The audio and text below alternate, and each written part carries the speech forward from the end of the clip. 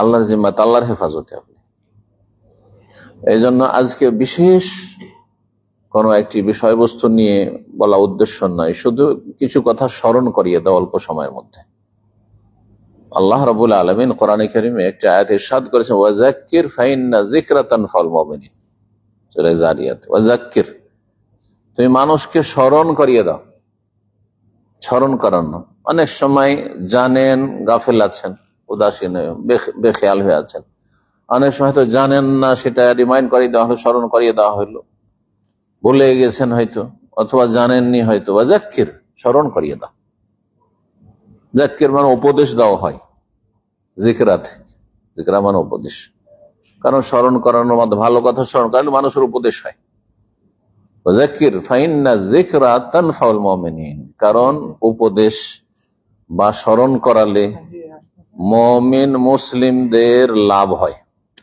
তানফাউল মুমিন, মুমিন মুসলিমরা উপকৃত হয়, তাদের কাজে আসে। তো আপনার আমার ইমানের পরিচয় যে আমি মুমিন, ইমানদার মানুষ, আমি আল্লাহ পরকালে বিশ্বাসী, জান্নাত জাহান্নামে বিশ্বাসী, আল্লাহর নিয়ামত এবং আযাবে বিশ্বাসী, যা আল্লাহ এবং তার রাসূল সাল্লাল্লাহু আলাইহি ওয়াসাল্লাম বিশ্বাস করতে বলেছেন সেগুলির আকীদা ঈমান আমাদের আছে। যদি এর দাবি থাকে তাহলে যে কোনো ভালো কথা শুনলে তা দিয়ে আপনি নিজের জীবনে লাভবান হবেন। এটি একটি উপদেশ আজকের, যে আপনার লাইফে যে কোনো ভালো কথা, সে কোনো একজন আলেম বলুক, রাই বলুক, আর আপনি কোনো একটি ইসলামিক বই পুস্তকে পড়লেন আপনি নিজে, অথবা আপনার বাবা মা মুরব্বী কোনো একটা ভালো কথা, ভালো উপদেশ দিল, এমনকি আপনার জুনিয়র, আপনার স্ত্রী, আপনার ছেলে মেয়ে ভালো একটা বুঝের কথা বলল, আপনার হিতাকাঙ্ক্ষী, আপনার দরদি, আপনার চাইতে অশিক্ষিত, আমার চাইতে অশিক্ষিত, কিন্তু একটি ভালো কথা বলল, যে কোনো ভালো কথা যেটা একজন মুসলিমের জন্য দিনের ক্ষেত্রে অথবা দুনিয়ার ক্ষেত্রে, পরকালে কাজে আসবে আর না হলে দুনিয়ায় কাজে আসবে, এমন যে কোনো কথা যদি স্মরণ করিয়ে দেয় বলে, তাহলে এটা ইমানদারের বৈশিষ্ট্য হচ্ছে যে সেই ব্যক্তি সেটাকে সাদরে গ্রহণ করবে, সেটাকে গুরুত্ব সহকারে নেবে এবং সেটা তার কাজে আসবে। তানফাউল মুমিনিন। এই জন্য যে কোনো সময় আপনি সপ্তাহে একটা দিন হইলেও, বিভিন্ন অনুষ্ঠান ছোট হোক আর বড় হোক, কিছু না কিছু তো হইতেই আছে, আপনি ইসলামী শিক্ষার টাচে থাকবেন, কাছাকাছি থাকবেন। কারণ অনেক সময় অন্তরে মরিচা লেগে যাচ্ছে, জং ধরে যাচ্ছে, আর ইমান দুর্বল হয়ে যাচ্ছে, চারিদিকে বিভিন্ন ফিতনা, পয়সার ফিতনা, আর বিভিন্ন রকম ফিতনা, দুনিয়ার ফিতনা, মেলা ফিতনা, ফিতনার ফিতনা, দুনিয়া ফিতনার জায়গা। তো এই ফিতনার মাঝে বসবাস করতে হবে, চারিদিকে বহু লোক আপনার পাপে ডুবে আছে, আর হারামের রাস্তা প্রশস্ত, হালাল রাস্তা সংকুচিত, সীমিত। দেখেন, হালাল রুজি করেন, সব ক্ষেত্রে চিন্তা ভাবনা করে পা বাড়াইতে হবে, আর হারামের ক্ষেত্রে কোনো চিন্তা নেই। হালাল আসলো, হারাম আসলো, কোথা থেকে আসছে, কোথায় যাচ্ছে, কোনো খবর নেই। কিয়ামতের একটি লক্ষণ যে মানুষ আয় ইনকাম করবে আর সে নিজে কখনো চিন্তাও করবে না আর জানার চেষ্টাও করবে না যে আমিনাল হালাল আমিনাল হারাম। সহিহ বুখারী হাদিস, যে ওর যে রুজিটা আসলো, টাকা পয়সাটা আসলো, এটা হারাম থেকে আসলো না হালাল থেকে আসলো, এই রুজিটা তার জন্য জায়েজ না নাজায়েজ, এটা তাকে জান্নাতে নিয়ে যাবে না জাহান্নামে নিয়ে যাবে, এই রুজিটা নিয়ে, এটা খেয়ে, এটা ভোগ করে তার দোয়া কবুল হবে না হবে না, সে আল্লাহকে সন্তুষ্ট করতে পারবে না, জাহান্নামে যেতে হবে। তো এই বিষয়গুলি যেন মনে থাকে। ইসলাম যেমন বিশুদ্ধ আকীদার নাম, আকীদা সহিহ হইতে হবে, আকীদার ক্ষেত্রে কোনো ছাড় নেই। তাওহীদের জায়গায় শিরক না থাকে, সুন্নতের জায়গায় বিদআত না থাকে, আর বিভিন্ন রকমের বিভ্রান্তি রয়েছে আকীদার ক্ষেত্রে। আল্লাহর দোস্তকে আল্লাহর দোস্ত মনে করবেন, মহব্বত করবেন, রাসূলের দোস্তকে আপনি দোস্ত বানাবেন, কথা ঠিক কিনা? এবং সাহাবায়ে কেরামদের দোস্তকে আপনি দোস্ত বানাবেন, তাদের সাথে আন্তরিকতা ভালোবাসা হবে। কিন্তু কেউ যদি আল্লাহর নেক বান্দাদের সাথে শত্রুতা করে তো তাকে কখনো আপনি অন্তর থেকে ভালোবাসতে পারেন না। বিভিন্ন ফিতনার সময়গুলিতে মানুষ বিভ্রান্ত হয়ে যাচ্ছে, পরিস্থিতিকে ভুল বোঝার কারণে মানুষ দুশ্মনকে দোস্ত বানিয়ে ফেলছে। ও জানে না যে দুশ্মন, সুতরাং দুশ্মনকে দুশ্মনই ভাবতে হবে, সেটা জিন দুশ্মন হোক আর মানুষ দুশ্মন হোক। আল্লাহ রাব্বুল আলামিন জিন শয়তান সম্পর্কে বলছে, ইন্না শাইতানা লাকুম আদুউন, নিশ্চয় শয়তান তোমাদের শত্রু। অন্য আয়াতে আদু মুবিন, প্রকাশ্য শত্রু। অথচ জিনকে কখনো দেখা যায় না, ভালো জিনও দেখতে পাবেন না, মন্দ জিনও দেখতে পাবেন না, তাই না? জীবনেও আপনারাও দেখেনি, আমিও দেখিনি, কারণ ওটা দেখার জিনিস না। তারপরে আল্লাহ বলছেন প্রকাশ্য শত্রু, ফাত্তাখিযুহু আদুওয়া, সুতরাং দুশ্মনকে দুশ্মন ভাবিও, দুশ্মন হিসাবেই নিও।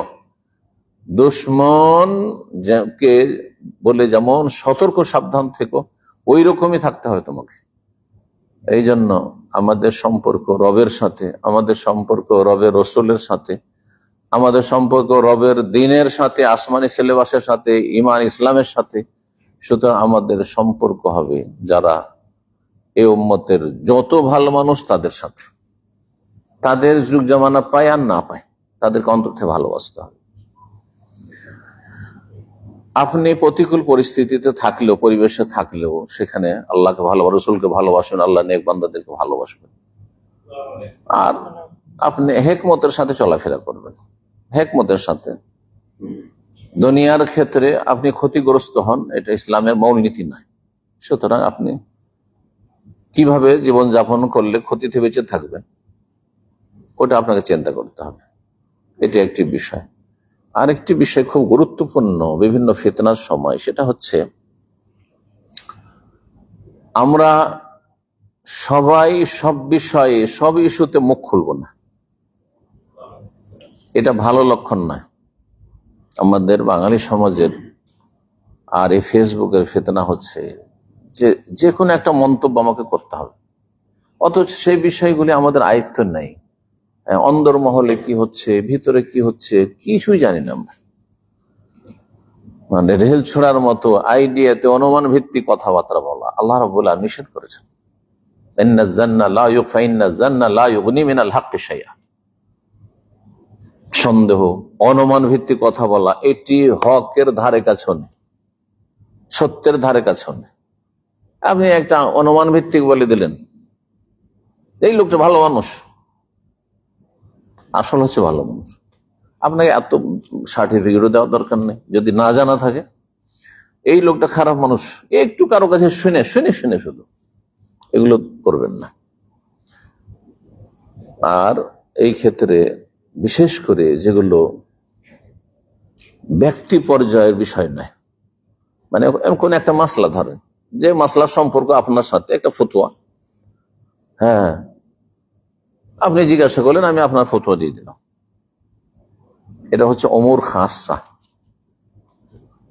আর কিছু মাসলা রয়েছে যেগুলির সম্পর্ক গোটা একটা সমাজের সাথে, গোটা একটা জাতির সাথে, গোটা একটা দেশের সাথে, গোটা একটা বড় আন্তর্জাতিক ইস্যু। এই বিষয়গুলিতে ওলামারাও, সাধারণত আজকালকার ওলামারাও মুখ খোলা উচিত না। ওয়ালাউ রাদ্দুহু ইলা রাসূলি ওয়া ইলা উলিল আমরি মিনহুম লাআলিমাহু আল্লাযীনা ইসতামবিতুনাহু মিনহুম। আল্লাহ বলছেন এগুলোতে তোমাদের মুখ খুলতে নেই, এগুলোতে তোমরা গুমরাহ হবে, পথভ্রষ্ট হবে, অন্যকে বিভ্রান্ত করবে, নিজেও ভুল বুঝবে, অন্যকে ভুল বুঝাবে। তারা যদি এটাকে ন্যস্ত করে দিত, রাদ্দুহু ইলা রাসূলি, রাসূল সাল্লাল্লাহু আলাইহি ওয়াসাল্লামের জামানায় রাসূলুল্লাহ সাল্লাল্লাহু আলাইহি ওয়াসাল্লাম, যে রাসূলুল্লাহ সাল্লাল্লাহু আলাইহি ওয়াসাল্লাম জানেন এগুলো বিষয়, উনি এই সিদ্ধান্ত বলবেন। কে মুনাফিক, কে মুনাফিক নয়, কে ভালো, কে মন্দ, হ্যাঁ কার ইমানে সার্টিফিকেট দিতে হবে, কার ইমান সার্টিফিকেট দিতে হবে না, রাসূলের কাছে ওহী আসছে, আমরা সাহাবীরা কি জানি। আল্লাহ বলছেন ওয়ালাউ রাদ্দুহু ইলা রাসূলি ওয়া ইলা উলিল আমরি মিনহুম, এবং যারা নেতৃস্থানীয় ব্যক্তি, উলুল আমর।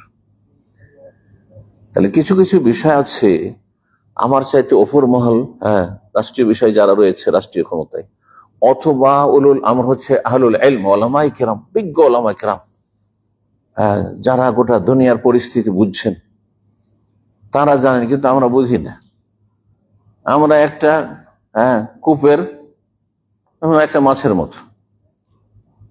সাগর সম্পর্কে যদি কথা বলি তাহলে কাজ হবে না। এই বিষয়গুলি অনেক ভাইরা ধার্মিক, দিনদার, দাঁড়িয়ে রাখেন, নামাজ পড়েন, সবকিছু করেন, সেই একই দাবিদার, কিন্তু দেখা যাচ্ছে যে বিভিন্ন রকমের হঠাৎ করে আবেগে পরিস্থিতির শিকার হয়ে দিয়ে দিলেন, একটা মন্তব্য করে দিলেন, একটা আপনি কি করলেন যেটাকে বলা হচ্ছে রিমার্স অথবা একটা কমেন্ট করে দিলেন, অথচ আপনি গুনাহগার হয়ে গেলেন। হয়তো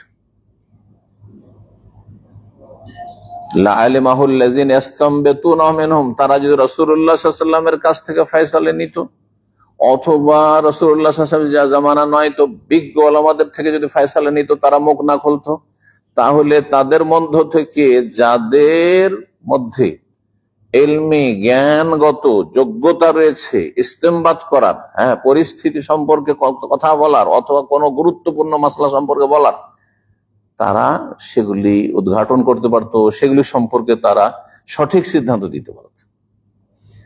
এই জন্য সব কাজে আপনার হাও না না যেগুলো আমাদের নিজের ব্যক্তি জীবনের সাথে সম্পর্ক রাখে না, আপনার ব্যক্তি জীবনের সাথে সম্পর্ক কি? আপনার রুজিটা হালাল হইতে হবে, ঠিক কিনা?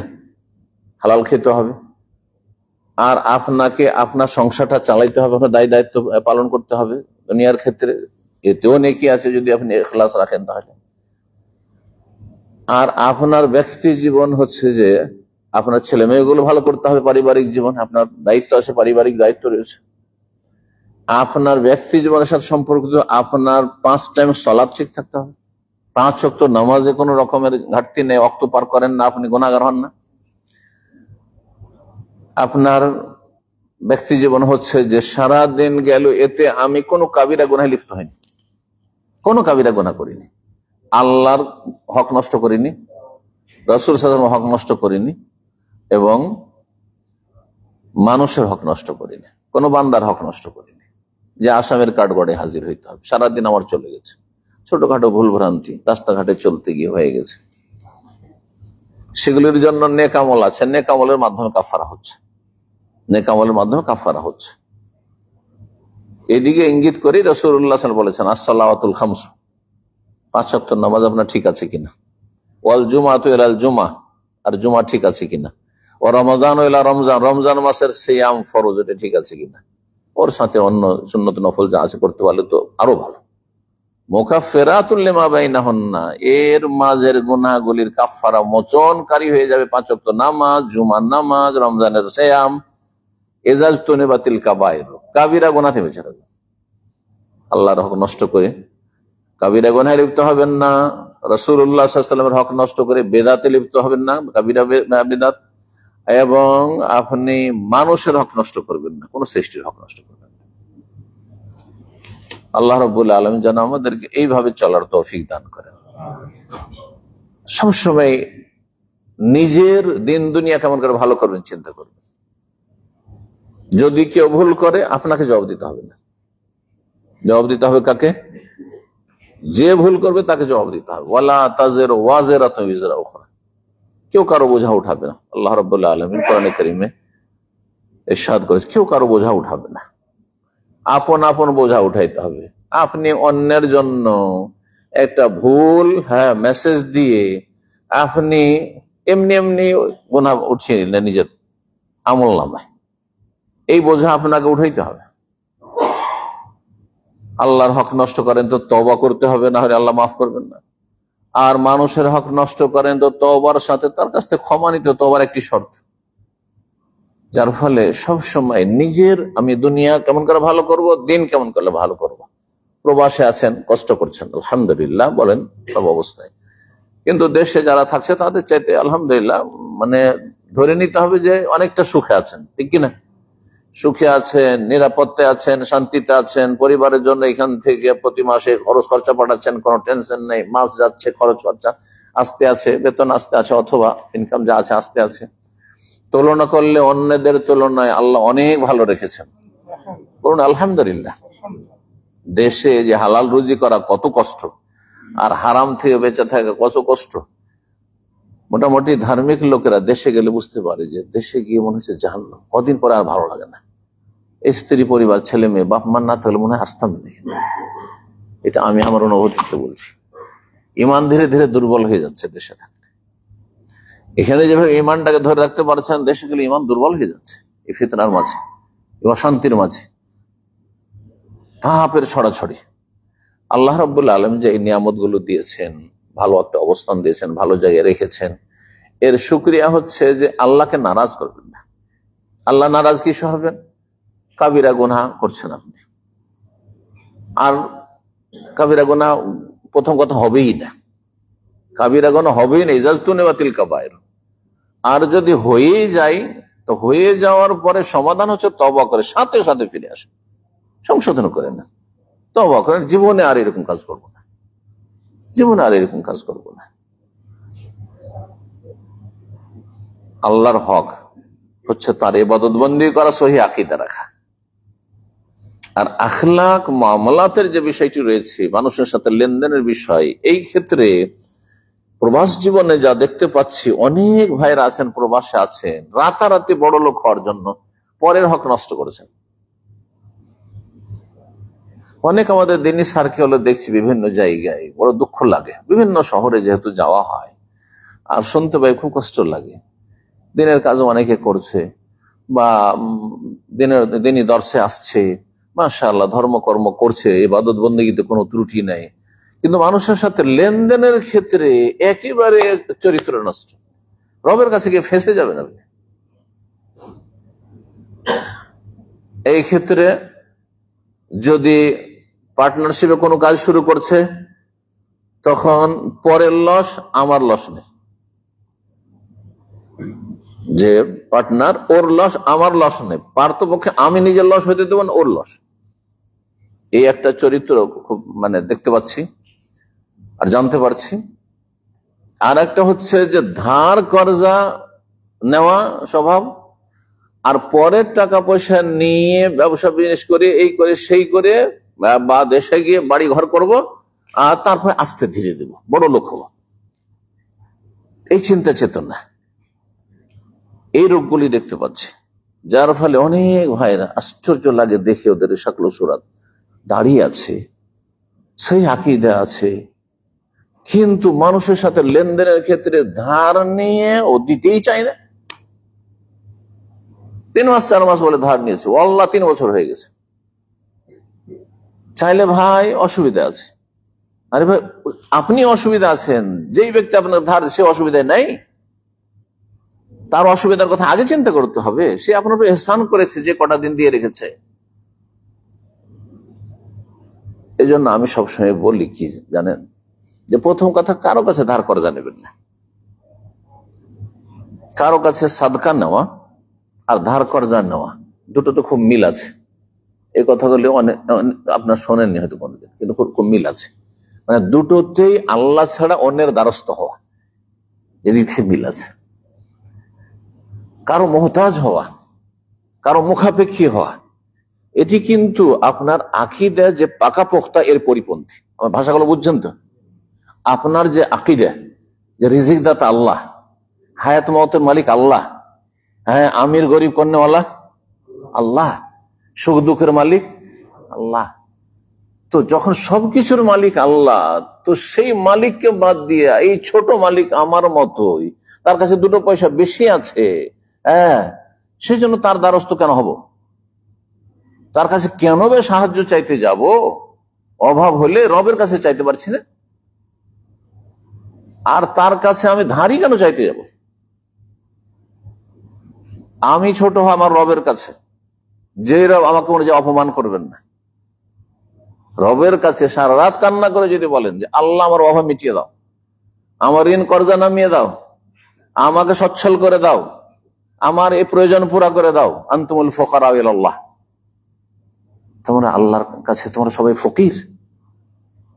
ফুকারা ইলাল্লাহ ওয়াল্লাহু আল গনিউল হামিদ, আল্লাহ হচ্ছেন অভাব মুক্ত, আল গনি আল হামিদ, এবং প্রশংসিত। আমরা যদি আল্লাহর কাছে প্রতিদিন চাইতে থাকি, দিন দুনিয়া বৈধ, হারাম চাইছি না, কিন্তু দিন দুনিয়ার সুখ শান্তি চাইতে থাকি, তবু কোনদিন আল্লাহ রাব্বুল আলামিন কারো সামনে আমাকে আপনাকে অপদস্থ করবেন না। কারণ কার কাছে চেয়েছি? ইয়াকা না'বুদু ওয়া ইয়াকা নাস্তাইন। আল্লাহ তোমারই ইবাদত করছি আর তোমার কাছে সাহায্য চাইছি। সুবহানাল্লাহ। সূরা ফাতিহা।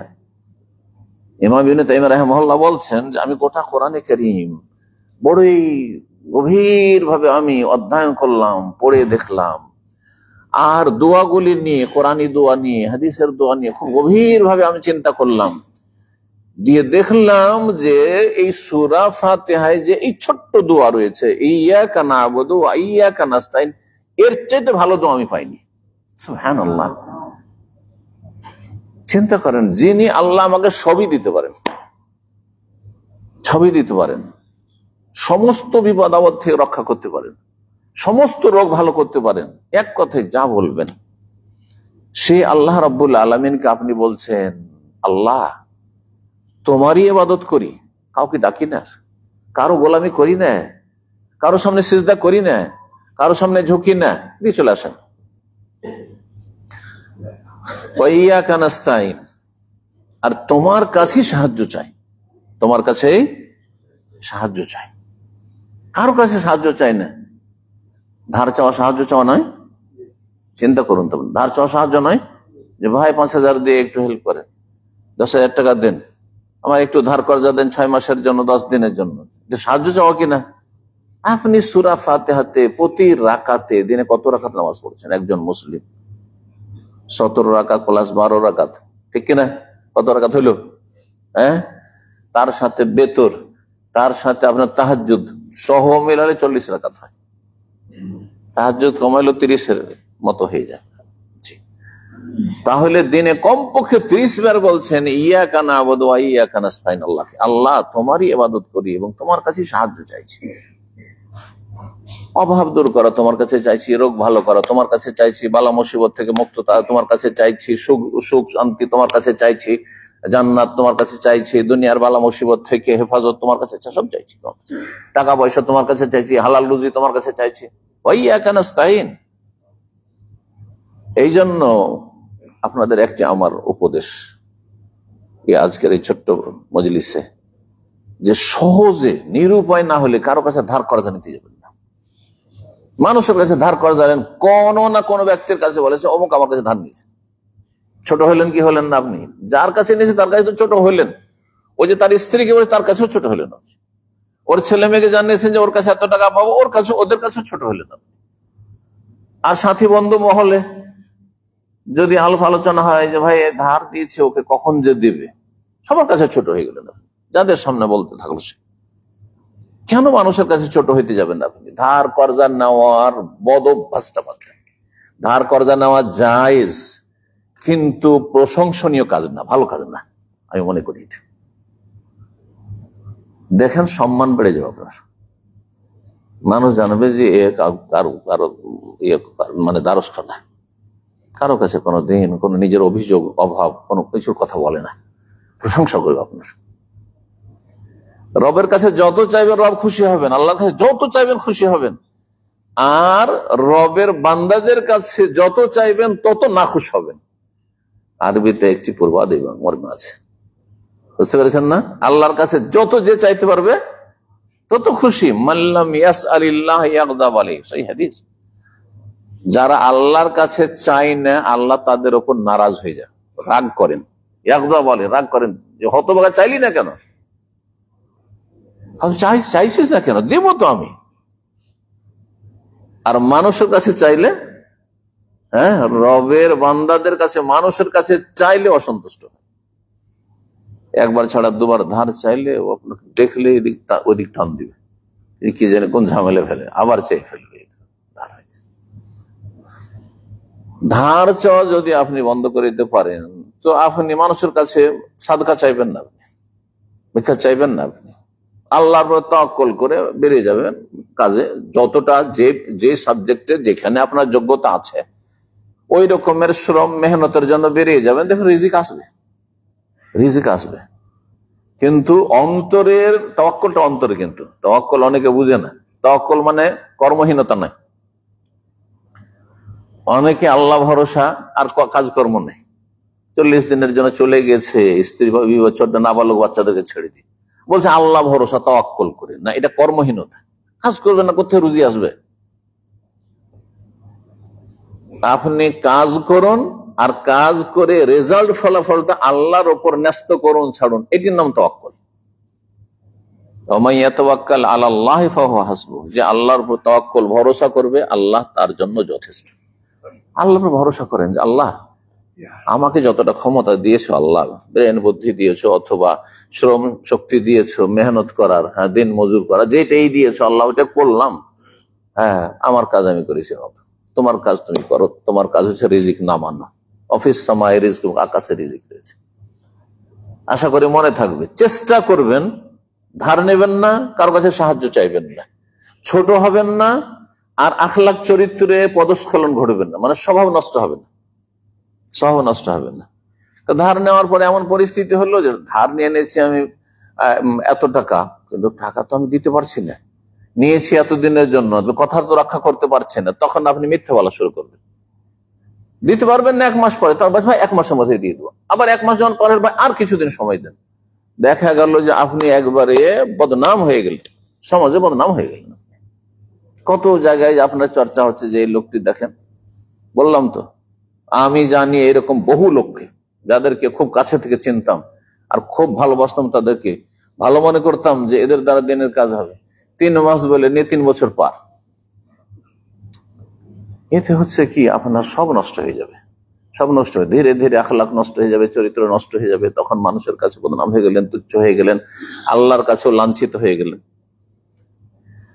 যথাসাধ্য মানুষের দ্বারস্থ হবেন না, না দান সাদকা চেয়ে, হ্যাঁ অভাবে রবের কাছে চান। আপনি ওই সময়টা রবকে দেন, নির্জনে রবের কাছে চান, দেখবেন যে আল্লাহ রিজিকের রাস্তা করবেন।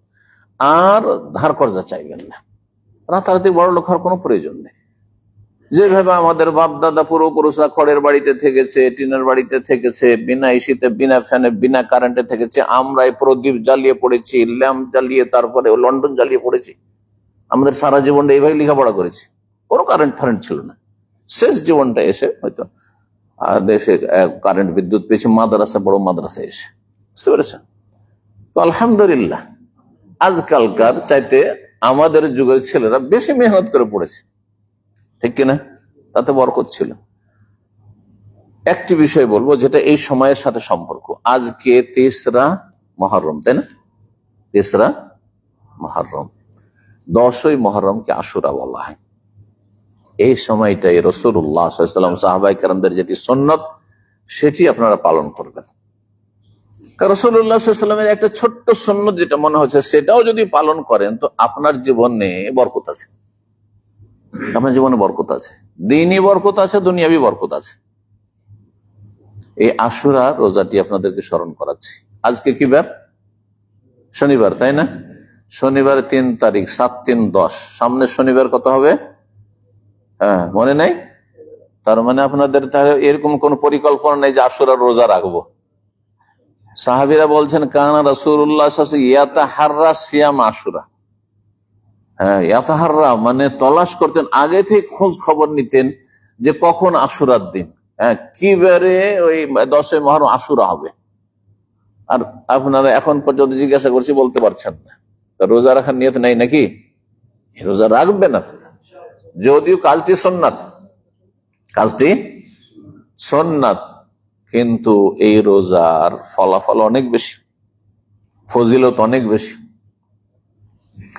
রাসূলুল্লাহ সাল্লাল্লাহু আলাইহি ওয়াসাল্লামকে যখন জিজ্ঞাসা করা হয়, সুইলা রাসূলুল্লাহ সাল্লাল্লাহু আলাইহি ওয়াসাল্লাম আন সিয়ামি আশুরা, আশুরা রোজা সম্পর্কে যখন জিজ্ঞাসা করা হয় যে এতে পাবো কি, ফজিলত মহত্ব কি, বললেন ইউকাফিরুস সানাতাল মাদিয়া, গত 1 বছরের গুনাহ মাফ হবে। গত 1 বছর মানে এই আশুরা রোজা রাখবেন, গত 1446 হিজরির একটা বছরের গুনাহ মাফ হবে। সুবহানাল্লাহ। সাগীরা গুনাহ এমনিতে মাফ হয়, সাগীরা গুনাহ মূলত। কাবীরা গুনাহ যদি থাকে তো এর সাথে তওবা যোগ করতে হবে। আল্লাহ তওবা করছি, এই গুনাহটি করতাম আর করব না, এই পাপটি ছিল আমি করব না, এই ভুল ছিল, অন্যায় ছিল, করব না, যদি এর সাথে তওবা করে নেন তাহলে তওবা করলে ওটাও মাফ হবে। ইন্নাল্লাহা ইয়াগফিরুয যুনুবা জামিআ, আল্লাহ বলছেন যে আল্লাহর রহমত থেকে নিরাশ হয়ে না, লা তাকনাতু মির রাহমাতিল্লাহ। পাপ হয়ে যাওয়ার পরে আর তো কোনো উপায় নেই, আগামী তো করবো না পাপ, কিন্তু গত যে পাপ হয়ে গেছে আর তো কোনো উপায় নেই যে পাপটাকে ঘুরিয়ে নিয়ে আসবো। তাহলে কি করতে হবে? আল্লাহর রহমত থেকে নিরাশ হয়েও না, আল্লাহ যে কোনো অপরাধে মাফ করতে পারেন। ইন্নাল্লাহ ইয়াগফিরু যুনুবা জামিআ, সমস্ত গুনাহ আল্লাহ মাফ করতে পারেন। শিরক করে সাহাবায়ে কেরাম অধিকাংশ জাহেলি যুগে তারা শিরক করেছেন। হাতে গোনা কয়েকজন সাহাবায়ে কেরাম শুধু মূর্তি পূজা করতেন না, ওটা তাদের জন্মগত প্রাকৃতিক ভাবে তাদের ঘৃণা ছিল। যেমন অনেক হিন্দু মূর্তি পূজা করে না, ঘৃণা করে। অনেক বেরলবি ঘরের মানুষ আমাদের দেশে মাজার পূজাকে ঘৃণা করে। হ্যাঁ, সুস্থ মস্তিষ্ক, এখানে কেন আমি সেজদা করবো, হ্যাঁ দেবদেবীকে কেন সেজদা করবো। কিন্তু অধিকাংশ সাহাবাকেরা মক্কার লোকেরা যখন নবী সাল্লাল্লাহু আলাইহি ওয়াসাল্লামের প্রতি ঈমান তার আগ পর্যন্ত তারা দেবদেবীর কাছে যেতেন। আল্লাহ শিরকের গুনাহ মাফ করেছেন তাদের, তা আপনাকে আমাকে কেন মাফ করবেন না? যারা বড় শিরকে লিপ্ত হননি, কিন্তু বিভিন্ন কাবিরা গুনাহ হয়েছে, সেগুলি তো ছোট শিরকের চাইতে, কুফরির চাইতে। তো এই জন্য এই আশুরা রোজা রাখবেন। আজকে যদি 3 তারিখ হয়, সামনে শনিবার কয় তারিখ হবে? 10 তারিখ। সামনে শনিবার জুমাবারে সন্ধ্যাবেলা আপনি মানে রাত্রে সাহারি খাবেন, ভোর রাত্রে, আর শনিবারের দিনে রোজা রাখবেন। এটা হচ্ছে 10 তারিখের রোজা। এইটি হচ্ছে মূলত আশুরা রোজা, মূলত একটি। কিন্তু রাসূলুল্লাহ সাল্লাল্লাহু আলাইহি সাল্লামকে সাহাবায়ে কেরামগণ যখন বললেন যে এই দিনে তো ইহুদিরাও রোজা রাখছে, আর আপনি তো বলেন যে বিজাতি যারা কাফের তাদের বিরোধিতা করতে হবে ধর্মীয় ক্ষেত্রে, ওরাও একটি রাখে আমরাও একটি রাখলাম, তো তাদের অনুকরণ হয়ে গেল না? তো নবী সাল্লাল্লাহু আলাইহি ওয়াসাল্লাম বলেন, লাইন বাকিতু ইলা কাবিল আসুমান্নাত আছে, আগামী বছর যদি আমি বেঁচে থাকি তাহলে এর সাথে 9 তারিখেরও রোজা রাখবো, 9 তারিখের রোজা রাখবো। তো এই হাদিসগুলি এর সাথে আরো যে হাদিস রয়েছে, একটা হাদিস সুমু ইয়াওমান ক্বাবলা আও ইয়াওমান বাদাহু, তার একদিন আগে রাখো বা একদিন পরে রাখো, যদিও হাদিসটিকে দুর্বল বলা হয়েছে। কিন্তু যদি কোনো ব্যক্তি রোজা রাখে 9 তারিখ আর 10, এটা বেশি ভালো। আর যদি দেখা যায় 9 তারিখ পার হয়ে গেছে রাখা হয়নি, তাহলে 10-11 রাখবে, অসুবিধা নেই। 10-এর সাথে আর একটি মিলিয়ে 11 রাখবে। এই মর্মে ইমাম ইবনুল কাইয়িম রাহিমাহুল্লাহ জাদুল মাদ, তার প্রসিদ্ধ কিতাব রয়েছে ফিকহ এবং সিরাতের কিতাব, নবী সাল্লাল্লাহু আলাইহি ওয়াসাল্লামের সিরাত, তাতে নবী সাল্লাল্লাহু আলাইহি ওয়াসাল্লামের ইবাদতবন্দি কেমন ছিল জীবনের ক্ষেত্রে, খুব সুন্দর বর্ণনা করা হয়েছে। ওর একটা সংক্ষিপ্ত আকার আছে, একটি ভলিউম, 6 খণ্ডকে 1 খণ্ডে ছোট্ট খণ্ডে করা হয়েছে, 200-300 পৃষ্ঠার। সেটার ধারাবাহিক আলোচনা আমি করেছি, 100 পর মোটামুটি 100-র উপরই মনে হয়েছে। তো পুরো মোটামুটি আলোচনা ওতে আছে, সংক্ষিপ্ত জাদুল মাদ। তো ওতে ইমাম ইবনুল কাইয়িম রাহিমাহুল্লাহ আশুরা রোজা সম্পর্কে বলছেন যে তার 3টি স্তর রয়েছে, 3টি ধাপ রয়েছে। একটা হচ্ছে সবচেয়ে উত্তম, একটা হচ্ছে মধ্যম, আর একটা হচ্ছে সর্বনিম্ন আপনার জায়েজ। সবচেয়ে উত্তম হচ্ছে 3 দিন রোজা রাখা, সবচেয়ে উত্তম হচ্ছে 3 দিন রোজা রাখা, 9, 10, 11। তার মানে জুমার দিন রোজা রাখবেন, বৃহস্পতিবারের দিন গিয়ে সাহরি খেয়ে, আর তারপরে শনিবার রাখবেন যেটা আসল আশুরা, আর রবিবার রাখবেন। এই আরব দেশগুলিতে, আমাদের দেশে তো একদিন পরে চাঁদ হয়, সুতরাং দেশে একদিন পরে এই ক্ষেত্রে। তো আশুরা রোজা উত্তম হচ্ছে 3টি রাখা। যাদের মেহনতের কাজ নেই, কষ্টের কাজ নেই, পারছেন রোজা রাখতে, অফিসে কাজ করছেন, ঠান্ডায় কাজ করছেন, বাসায় বসে থাকছেন, নাইট ডিউটি করবেন, দিনে বসে আছেন, রোজা রেখে নেন। আজকাল তো এমনি মানুষ না খেয়ে থাকছে শরীর কন্ট্রোল করার জন্য, তাই না, সুস্থ রাখার জন্য। তো আপনি ইবাদতের নিয়তে ইহতিসাব করে নেকির আশায় রাখলেন, আপনি শরীর সুস্থ রাখার নিয়তে আপনি না খেয়ে থাকছেন, তো নেকি পান না হতে। হ্যাঁ, দুনিয়ার ফায়দা হচ্ছে, কিন্তু এতে আপনার দিন দুনিয়া দুটোই ফায়দা হবে। রোজাটা রাখা হইলো, আর তার সাথে শরীরটাও সুস্থ, রোজা মাঝে মাঝে রোজা রাখা শরীর সুস্থ থাকবে। তো এটা হচ্ছে সবচেয়ে ভালো কোয়ালিটির রোজা, যে 3 দিন।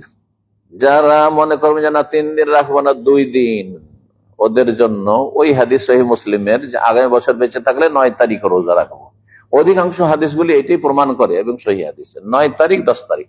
তাহলে আগামী জুমা এবং শনিবার রোজা রাখবেন ইনশাআল্লাহ। জি।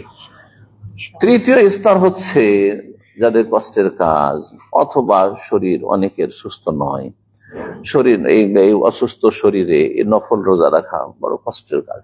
অনেকের পেশাবের সমস্যা রয়েছে, কিডনির সমস্যা রয়েছে, অনেকের বিভিন্ন সুগারের সমস্যা রয়েছে, যে সব সমস্যাতে রোজা রাখতে কষ্ট হয় এক কথায়।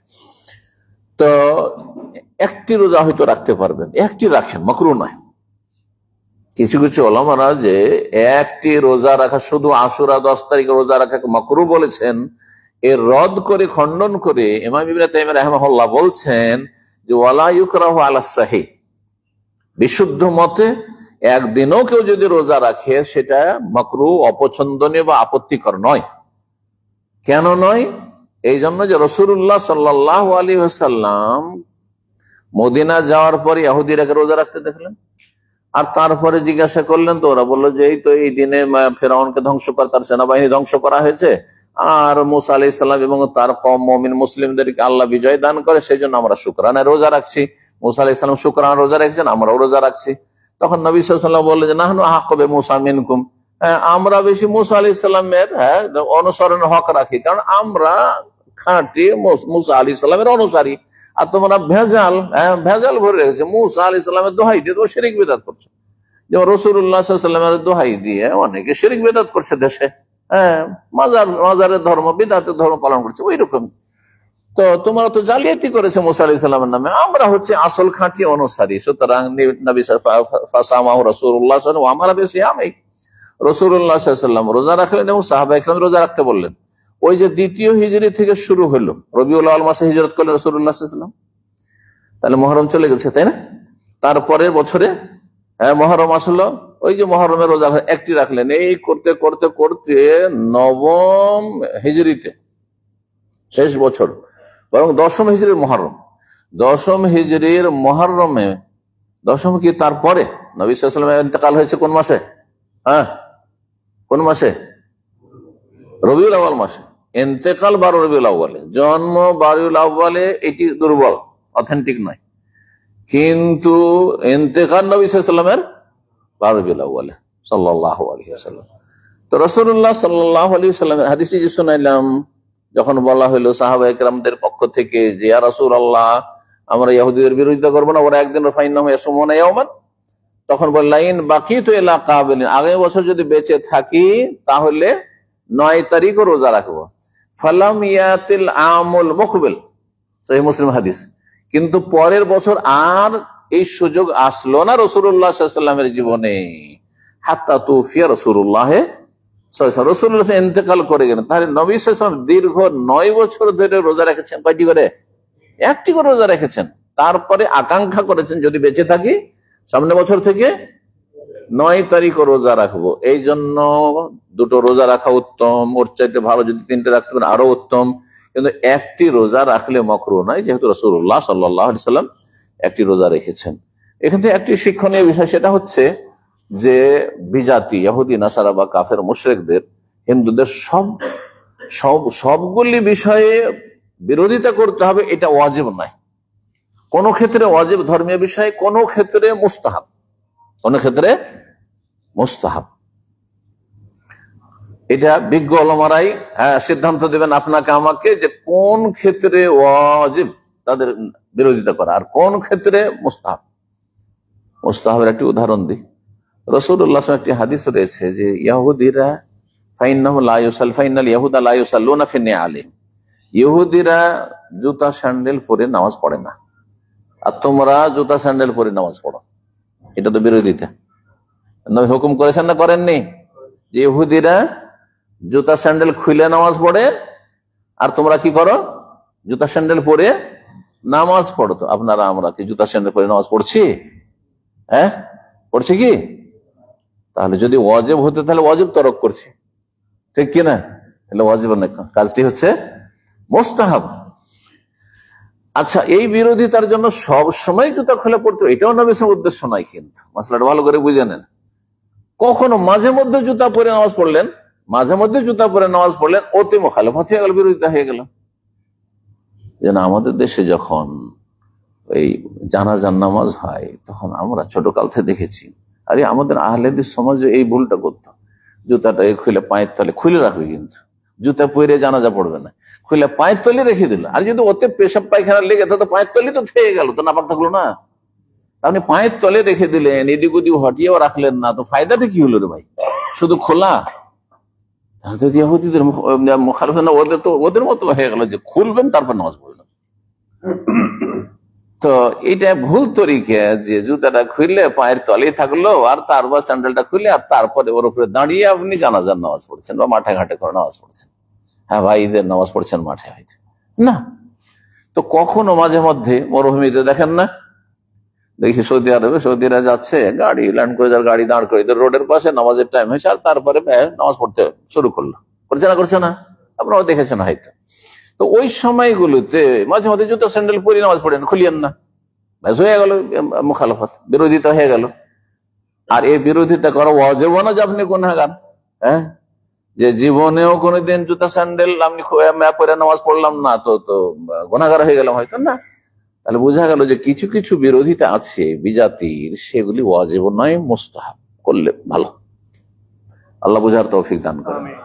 আবার বলছি, এই আশুরা রোজা বিশেষ করে আপনার রাখার চেষ্টা করবেন। আচ্ছা, এক বছরে যে গুনাহ মাফ হবে, 3টা রাখলে হবে না 2টা রাখলে হবে? হ্যাঁ, একটা রাখলেই হবে। এটাও জানে রাখা ভালো, কারণ অনেকে ভাবছেন আমি তো একটা রাখলাম, আমার গত 1 বছর গুনাহ মনে হয় মাফ হবে না। আরে সোয়েলা আনিয়মে আশুরা আনসিয়ামে আশুরা, আশুরা রোজা সম্পর্কে জিজ্ঞাসা করা হয়েছে। আর আশুরা রোজা শুধু 10 তারিখ, আগামী শনিবারে। একটি রোজা রাখলেই গত 1 বছর গুনাহ মাফ। তাহলে যে 2টো রাখলো অতিরিক্ত আরেকটা সওয়াব পেলো, আর আল্লাহ স্বয়ং রোজার সওয়াব দিবেন, কিন্তু যে শুধু ফরজ রোজা নয়, নফল রোজারও। আর 3টি রাখলে আরো বেশি হইল। এই ফজিলতটা শুনে নেন। তাহলে নবী সাল্লাল্লাহু আলাইহি ওয়াসাল্লাম বলছেন, মান সামা ইয়াওমান ফি সাবিলিল্লাহ, কেউ যদি আল্লাহর রাস্তায় বললে কেউ বলছে জিহাদের ময়দানে গিয়ে বা জিহাদের সফরে গিয়ে, কিন্তু আরেকটি অর্থ হচ্ছে আল্লাহর রাস্তায়, আল্লাহ সন্তুষ্টির জন্য। মান সামা ইয়াওমান ফি সাবিল, একটি রোজার যদি আল্লাহর সন্তুষ্টির জন্য, আল্লাহকে রাজি করার জন্য রাখেন, বাদ আল্লাহ ওয়াজহাহু আনিন নার 70 খরিফান, তাহলে আল্লাহ তার চেহারাকে জাহান্নাম থেকে 70 বছরের দূরত্বে রাখবেন। সুবহানাল্লাহ। তাহলে দ্বিতীয় রোজা রাখলেন 70 বছরের দূরত্বে জাহান্নাম, তৃতীয় রোজা রাখলেন আর 70 বছর। সুবহানাল্লাহ, চিন্তা করুন আপনি। এই জন্য রোজার ইবাদতকে আপনি অবহেলা করবেন না। যারা বিশেষ করে সুস্থ, রোজা রাখতে কষ্ট হয় না শারীরিক ভাবে, কাজ অত মেহনতের নয়, বা যারা এমনিতে ডায়েট করছেন, আর এমনি দুনিয়াবি ডায়েট না করে আপনি দিনই ডায়েট করেন, হ্যাঁ, ইমানই ডায়েট করেন, ওতে হবে কি যে আপনার দিনও হইলো দুনিয়া হইলো। রব্বানা আতিনা ফিদ দুনিয়া হাসানা ওয়া ফিল আখিরাতি হাসানা ওয়া কিনা আযাবান নার ওয়া জাযাকুমুল্লাহু খাইরান। আল্লাহ রাব্বুল আলামিনের কাছে দোয়া করি আল্লাহ আপনাদেরকে সুখে শান্তিতে রাখুন। দিন দুনিয়ার সার্বিক আল্লাহ কল্যাণ, রহমত, বরকত আপনাদেরকে দান করুন। সমস্ত বালা মুসিবত থেকে, বিপদ আপদ থেকে, জালেমের জুলুম থেকে, অনিষ্ট থেকে আল্লাহ হেফাজতে রাখুন।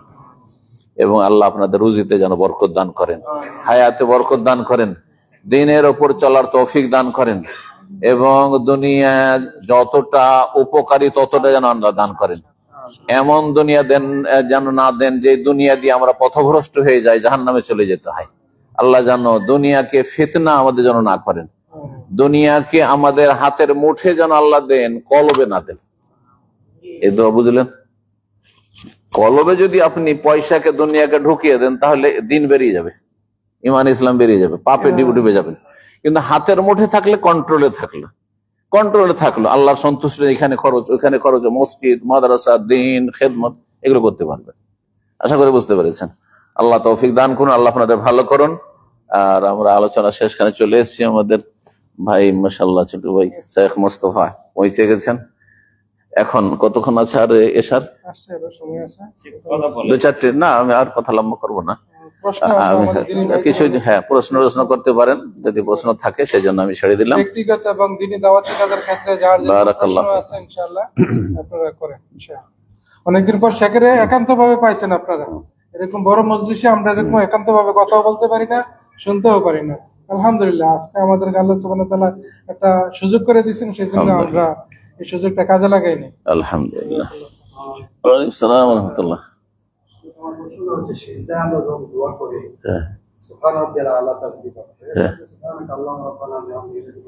বলা যাবে, জমা করা যাবে, সমস্যা নেই, জমা করা যাবে। কোন ফুকাহারা বলেছেন যে সুবহান রাব্বিয়াল আলা বলার পরে ওইটা বলতে হবে, কিন্তু এটা তাদের ব্যক্তিগত মত। কিন্তু সহিহ মত হচ্ছে যে নবী সাল্লাল্লাহু আলাইহি ওয়াসাল্লাম কখনো সুবহান রাব্বিয়াল আলা বলতেন, কখনো সুবহান কুদ্দুস আব্বুল মালাক বলতেন, কখনো সুবহানাকাল্লাহুম্মা রাব্বানা হামদিকা আল্লাহুম্মা গফিরলি বলতেন। সুতরাং জরুরি নয় যে সুবহান রাব্বিয়াল আলা শর্ত বলা। শুধু যদি কেউ সুবহানাকা আল্লাহুম্মা রাব্বানা ওয়া বিহামদিকা আল্লাহুম্মা ইগফিরলি বলে, একবার বলা ওয়াজিব তাসবিহ, আর 3 বার সর্বনিম্ন পূর্ণতা, আর আদনাল কামাল যেটাকে বলা হয়েছে তার ভাষায়, আর ওর চাইতে বেশি যত বলতে পারেন সমস্যা নেই। আশা করি বুঝতে পেরেছেন। আর যদি জমা করেন তাও অসুবিধা নেই, কারণ সেজদা হচ্ছে দোয়ার জায়গা, তসবির জায়গা। তসবির সাথে সাথে ফাজতাহিদু ফিদ দুআ, বেশি বেশি দোয়া করুন সেজদায়। ফাকামিনুন আইয়ুস্তাজাবা লাকুম, আশা করা যায় যে আল্লাহ তোমাদের দোয়া সেজদায় কবুল করবেন, সেজদার দোয়া খনন হবে না, এই জন্য সেজদায় বেশি বেশি দোয়া করার চেষ্টা করবেন। জি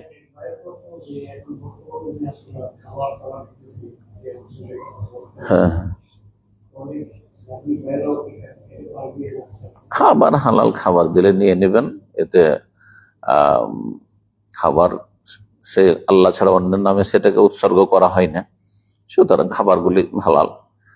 হারাম খাবার তো দিচ্ছে না আপনাকে, সুতরাং একমাত্র কোন এর জন্য শিরক কুফরির জন্য আল্লাহ ছাড়া অন্যের জন্য যদি উৎসর্গ করা হয় সেটা ভিন্ন বিষয়, কিন্তু ওইটা তো নয়। সুতরাং নিয়ে নেবেন, খেয়ে নেবেন। এতে হচ্ছে কি পাশাপাশি থাকছেন, পাশাপাশি তাদের সাথে একটা দেখেন সহ অবস্থান, বুঝেন তো বাংলায় আমরা হিন্দুদের পাশে বাস করি, কোন কোন এলাকাতে হিন্দু মেজরিটি আছে, বাংলাদেশে না হলে তো ভারতে তো আছে, ঠিক কিনা? তো কথা হচ্ছে যে আমরা সেখানে সহাবস্থান করছি, কাফের মুশরিকের সাথে সহাবস্থান করছি। সুতরাং যাদের বিভিন্ন ভুল ভ্রান্তি আছে তাদের সাথে বসবাসের ক্ষেত্রে ভালো আচরণ দুনিয়ার করবেন। আল্লাহর কোরআনের নীতিমালা শুনে এখন কৌলুল নাসে হুসনা, আল্লাহ বলছেন মানুষের সাথে ভালো কথা বলি, ভালো, কোনো খারাপ কথায়, এমন কথায় জড়াতে যাবেন না যেটাতে ফিতনা হয়, ঝামেলা হয়। আল্লাহ বলছেন লাকুম দীনুকুম ওয়ালিয়া দীন, ঠিক কিনা? জি, তো তাদের ধর্ম তাদের জন্য, আমাদের ধর্ম আমাদের জন্য। হ্যাঁ, আপনি আপনার রোজগার করতে এসছেন, সেই ক্ষেত্রে ক্ষতিগ্রস্ত হবেন না। আপনি এখানে নিরাপদ থাকতে চান, সহি সালামত নিজের পরিবার কাছে ফিরে যেতে চান, সুতরাং সেই ক্ষেত্রে আপনি ঝুঁকিতে যাবেন না। আপনি মানুষের সাথে ওয়াইযা খাতামুল জাহিলুনা কালু সালাম, সালাম মানে সহি সালামত, আমি আল্লাহ সহি সালামত রাখো, হ্যাঁ, কেটে পড়বেন। আপনি কোন ধর্মীয় ইস্যু নিয়ে কোনো আলোচনাতে যাবেন না।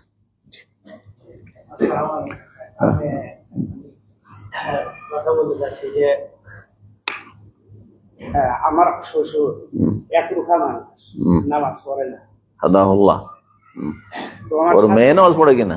জি, ওর মেয়ে নামাজ পড়ে কিনা? জি, আমার স্ত্রী নামাজ পড়ে। তো আমার শ্বশুর একরুখা মানুষ, ওনা আমার শাশুড়িকে মানে রাগের মাথায় অনেক গালিগালাজ করছে, এমনকি মানে বাড়ি থেকে তাড়িয়ে দিয়েছে, বলছে যে তোমাকে আমি তালাক দিয়ে দিচ্ছি, মানে উল্টো গাড়ি করে। তো তখন 3-4 মাস হয়ে গেছে, তো এর কোন সমাধান হয়নি এখনো। তো আমি এর তাদেরকে কি পরামর্শ বা কি করা যায়? দেখেন, তালাকের মাসলা এইভাবে বলা যায় না। ওখানে ওলামায়ে কেরামদের কাছে। কোন ডিস্ট্রিক্টে বাড়ি? আমরা সিরাজগঞ্জ। সিরাজগঞ্জের ওলামায়ে কেরাম আছেন, কিন্তু ঢাকাতে শেখ মোস্তফা সাহেব তো সিরাজগঞ্জের লোক, যাত্রাবাড়িতে আছেন, কিন্তু তো ভালো আলমাদের সাথে যোগাযোগ করতে পারে। দেশে আছেন আপনার শ্বশুর শাশুড়ি? আপনার শাশুড়ি এখন আবার ওই তালাক দেওয়ার পরে ওর সাথে সংসার করছে না চলে গেছে?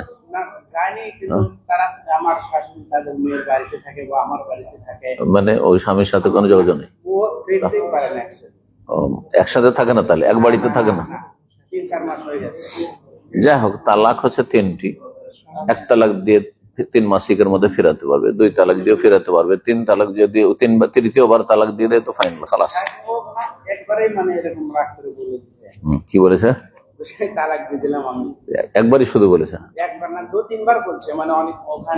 মানে ঝগড়া তো যখন তখন হচ্ছে, তা মানে যখন তখন, খালাস।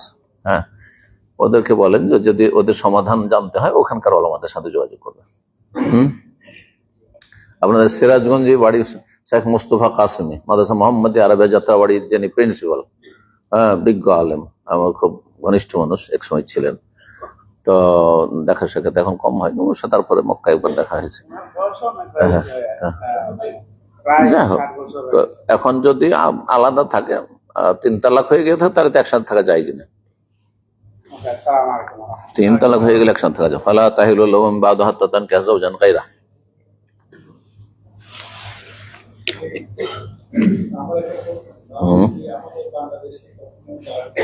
খুব ইচ্ছা আছে, আল্লাহ তৌফিক দিয়ে।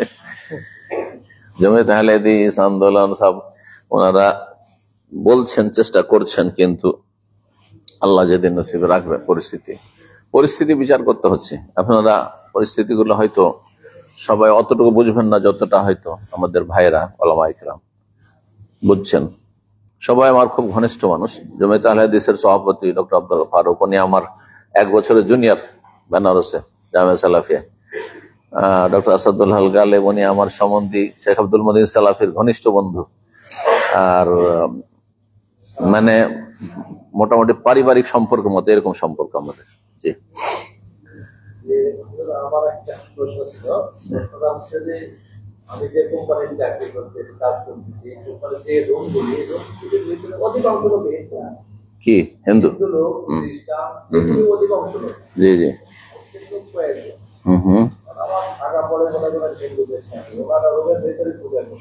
ওখানে পূজা করছেন, করবেন কি? ওদের তো অনুমতি আছে, এমন তো নাই যে বাধা নিষেধ আছে। ওদের পূজাতে তো বাধা নেই, কিছু নাই। যদি সম্ভব হয় আপনি রুম বস যারা আছে, ক্যাম্প বস বা রুম বস আছে, ওদেরকে বলে, দায়িত্বশীলদেরকে বলে যে আমাকে মুসলিমদের রুমে আমাকে জায়গা করে দাও। যদি এটা দরখাস্ত করে হয়ে যায় তো আলহামদুলিল্লাহ, এটুকু আপনার চেষ্টা করলেন। আর না হলে অসুবিধা নেই, আপনি আপনার কাজ করেন। যেমনটা বললাম, লাকুম দীনুকুম ওয়ালিয়া দিন। যদি তারা প্রকাশ্য পাপ করে সেদিক থেকে মুখ ঘুরিয়ে নেবেন, মুখ ঘুরিয়ে থাকবেন। রুম থেকে বেরিয়ে সবসময় চলে পূজা করছে আমাকে রুম থেকে বেরিয়ে চলে যেতে হবে না, কোনো জরুরি না, কিন্তু সেদিক থেকে মুখ ফিরিয়ে নেবেন। স্বেচ্ছায় আপনি সেখান থেকে রুম পরিবর্তন করতে পারবেন, তারপরেও তাদের সাথে বসবাস করছেন, এটা জায়েজ নয়। কথা বুঝতে পেরেছেন? কিন্তু যদি দেখা যায় যে না, আমাকে এভাবে রাখা হয়েছে, আমার উপায় নেই, বললেও কাজ হবে না, বা বলেছি কাজ হয়নি, তাহলে আপনার ইবাদত প্রতিকূল অবস্থা। একটি কথা আরো জানেন, যে যত বেশি প্রতিকূল অবস্থা ইবাদত করবে তার সব তত বেশি। কেউ কাফেরদের মাঝে বাস করে ইমান টিকে রেখেছে, আর আমি মক্কা মদিনায় থাকছি, চারিদিকে সব ধার্মিক পরেশগার লোকের মাঝে, আমার চাইতে বেশি ওরা সওয়াব পাবে,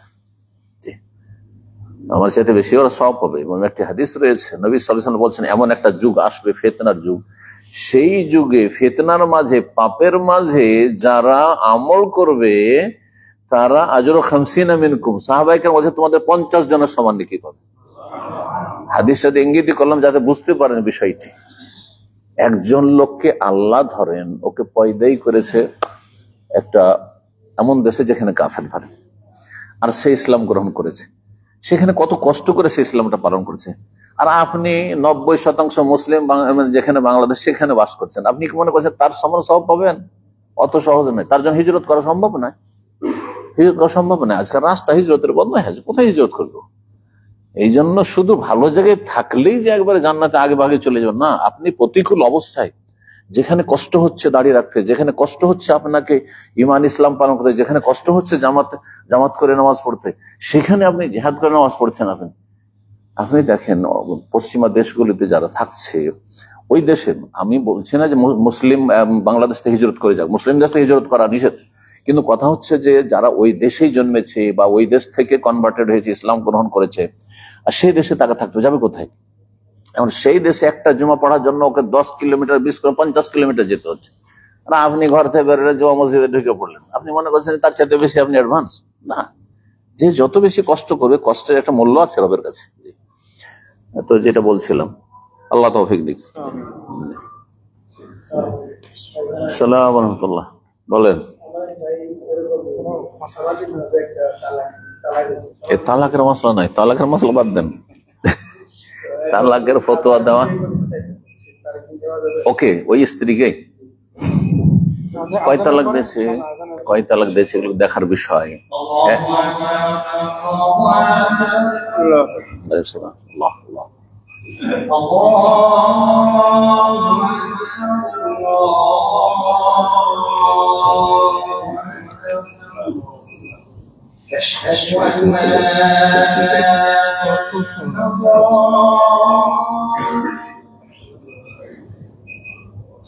أشهد أن لا إله إلا الله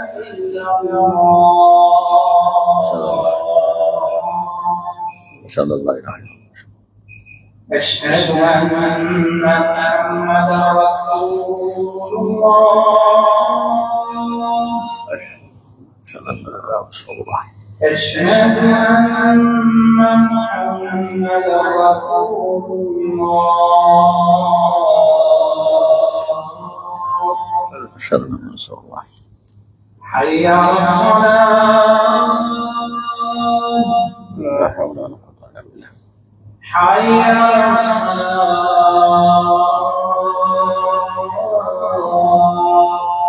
لا حول ولا قوة.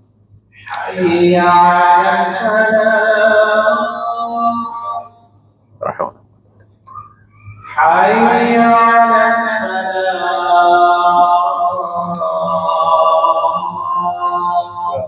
لا حول ولا قوة. الله أكبر الله أكبر لا إله إلا الله لا إله إلا الله. اللهم صل على محمد. اللهم بارك على محمد. اللهم بارك على محمد.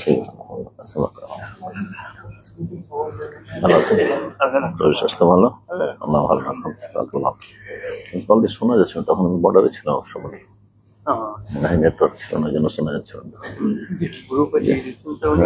আচ্ছা আচ্ছা।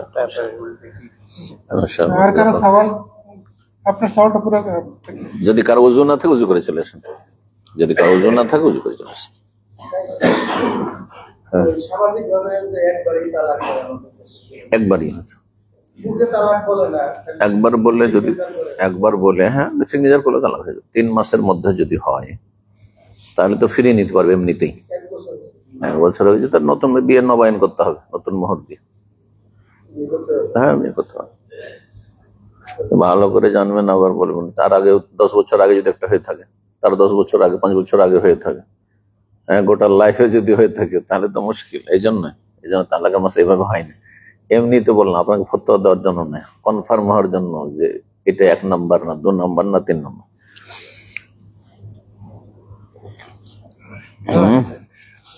জি, অন্য মাসলা।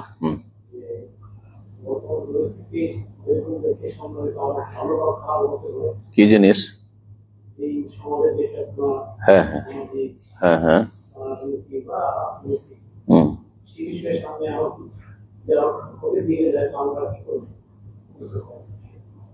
আগামী চিন্তা করতে হবে না, কারণ আমাকে আগামী গায়েব কিছু জানা নেই।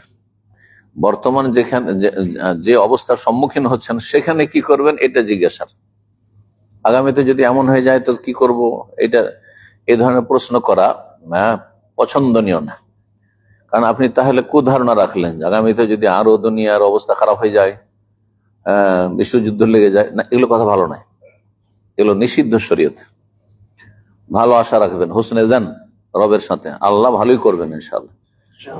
যে জীবনটা গেছে সেটা ভালো চলেছে, বাকি জীবনটা আমার ভালোই করবেন সবসময়, এটা সুধারণা। আনা ইনদা জান্নি আবদি বি, হাদিসে কুদসি, মহান আল্লাহ বলছেন আমি আমার বান্দা যেভাবে আমার সম্পর্কে ধারণা করে সেটাই করি। আমি সবসময় এই জন্য আল্লাহ আমার ভালো করবেন, আল্লাহ আমাকে ভালো রাখবেন, এইটাই বলি আমি। জি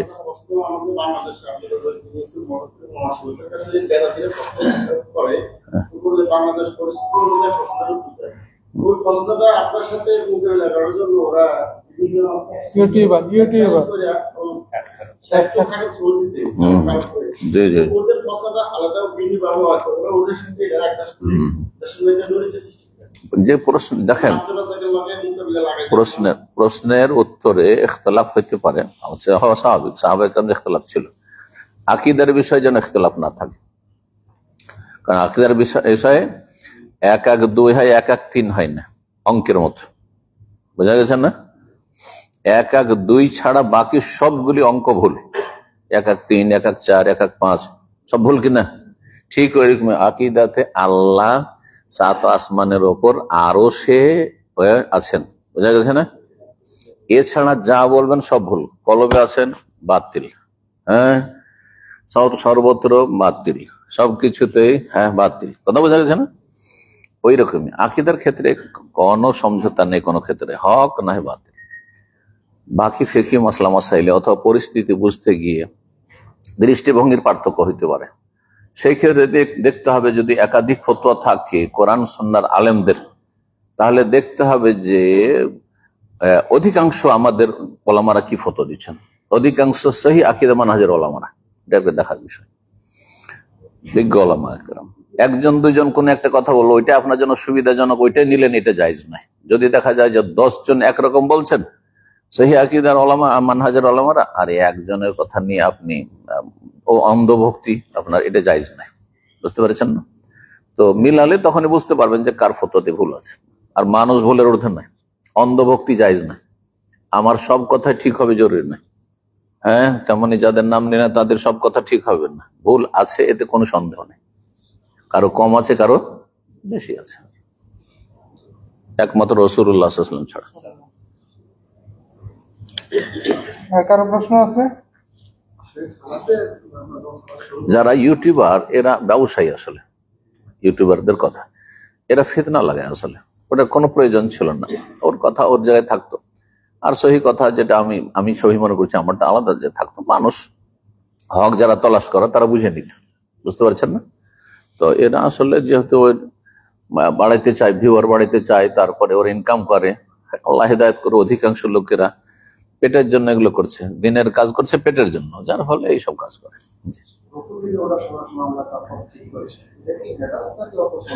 না, যদি দেখা যায় যে আপনার রুকুতে ওঠার সময় বা রুকুতে যাওয়ার সময় নাভির নিচে চলে যাচ্ছে, বিশেষ করে প্যান্ট বা টাইট জিনিস যারা পরে থাকে, তাহলে ওইভাবে থেকে গেলে আর উঠাইলেন না, তো নামাজ বাতিল হয়ে যাবে।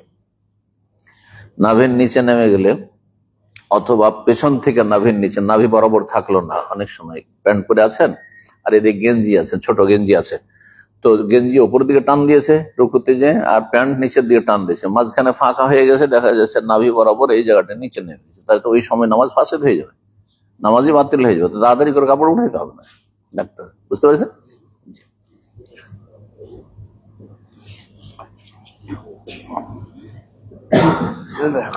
ইনশাআল্লাহ যদি আর প্রশ্ন না থাকলে আমরা জি, তাহলে সুন্নাত পড়েন। সমাপ্ত করি। জাযাকুমুল্লাহ খাইর।